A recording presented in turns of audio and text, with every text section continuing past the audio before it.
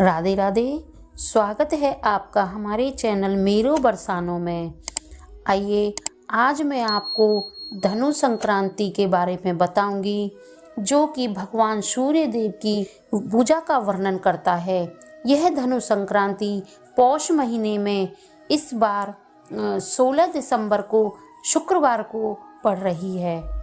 यह बहुत ही अच्छी कथा है। जो भी मनुष्य इस कथा को सुनता या पढ़ता है, सूर्य देव की कृपा उन मनुष्यों पर हमेशा बनी रहती है। धनु संक्रांति 16 दिसंबर 2022 शुक्रवार। आइए सुनते हैं धनु संक्रांति का महत्व। हिंदू धर्म में सूर्य पंचांग के अनुसार धनु संक्रांति के दिन से ही हिंदू पंचांग के 9वें महीने का आरंभ हो जाता है। धनु संक्रांति के दिन सूर्य देव की आराधना का बहुत महत्व है। हिंदू पंचांग के अनुसार माना जाता है कि पौष माह की धनु संक्रांति से पौष संक्रांति का आरंभ हो जाता है। इस माह की संक्रांति के दिन गंगा यमुना का महत्व माना जाता है। इस दिन पवित्र नदियों के जल में स्नान करने से मनुष्यों के द्वारा किए गए बुरे कर्म या पापों से मुक्ति मिलती है। पौष संक्रांति के दिन श्रद्धालु नदी किनारे जाकर सूर्य को अर्घ्य देते हैं। इस दिन सूर्य देव की पूजा करना बहुत शुभ माना जाता है। माना जाता है कि इस विधि को करने से स्वयं के मन की शुद्धि होती है। बुद्धि और विवेक की प्राप्ति के लिए भी इस दिन सूर्य पूजन किया जाता है। इस दिन सूर्य किसी विशेष राशि में प्रवेश करता है। इसी कारण से इसे संक्रांति के नाम से जाना जाता है। आइए सुनते हैं धनु संक्रांति कब और क्यों मनाई जाती है। धनु संक्रांति पारंपरिक हिंदू त्योहार है और यह एक शुभ दिन है जब सूर्य धनु राशि में प्रवेश करता है। जिस भी महीने में ऐसा होता है उस महीने को शुभ माह या धनु माह भी कहा जाता है। वर्ष की आखिरी संक्रांति पर सूर्य ग्रह वृश्चिक राशि से निकलकर अपने मित्र ग्रह गुरु की राशि में धनु में पहुंच जाते हैं। यह विशिष्ट अवधि मकर संक्रांति दिवस पर समाप्त होती है। यह त्योहार धनुर्मास की शुरुआत भी करता है। धनु संक्रांति का उड़ीसा में बहुत महत्व है और इस दिन भगवान जगन्नाथ की पूजा की जाती है। वह मुआन भगवान जगन्नाथ को विशेष मिठाई दी जाती है। इसीलिए हम आपको धनु संक्रांति के बारे में जानकारी देते हैं। इस संक्रांति का क्या महत्व है, वह किस तरह से पूजा करनी चाहिए। मान्यता है, इस दिन के लिए मान्यता है कि इस दिन को पवित्र माना जाता है। इस दिन जो लोग विधि के साथ पूजन करते हैं उनके सभी संकट दूर होते हैं और मनोकामनाओं की पूर्ति होती है।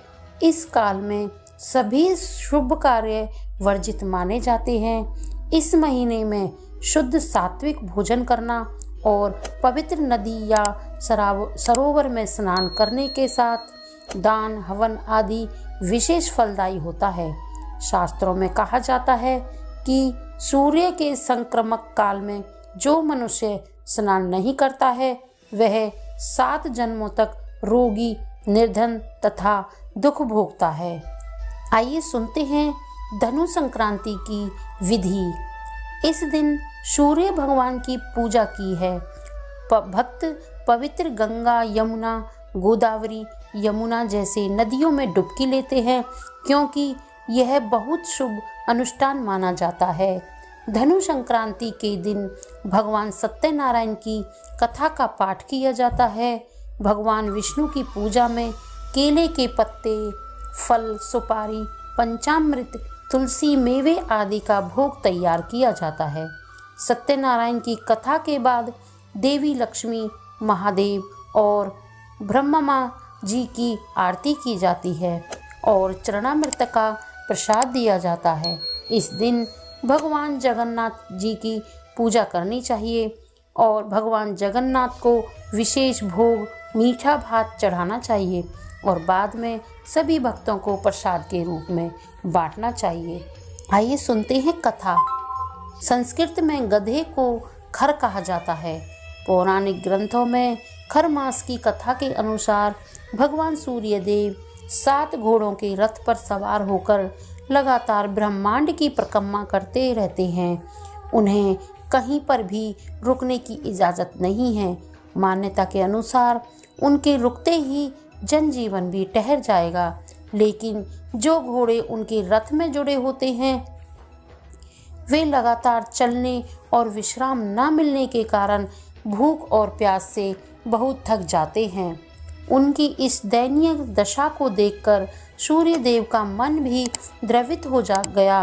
वे उन्हें एक तालाब के किनारे ले गए, लेकिन उन्हें तभी यह ध्यान आया कि अगर रथ रुका तो अनर्थ हो जाएगा। लेकिन घोड़ों का सौभाग्य कहिए कि तालाब के किनारे 2 खर मौजूद थे। भगवान सूर्यदेव घोड़ों को पानी पीने और विश्राम देने के लिए छोड़ देते हैं और खर अर्थात गधों को अपने रथ में जोत देते हैं। अब घोड़ा घोड़ा होता है और गधा गधा। रथ की गति धीमी हो जाती है, फिर भी जैसे तैसे 1 मास का चक्र पूरा होता है, तब तक घोड़ों को विश्राम भी मिल चुका होता है। इस तरह यह क्रम चलता रहता है और हर 100 वर्ष में 1 सौर खर मास कहलाता है।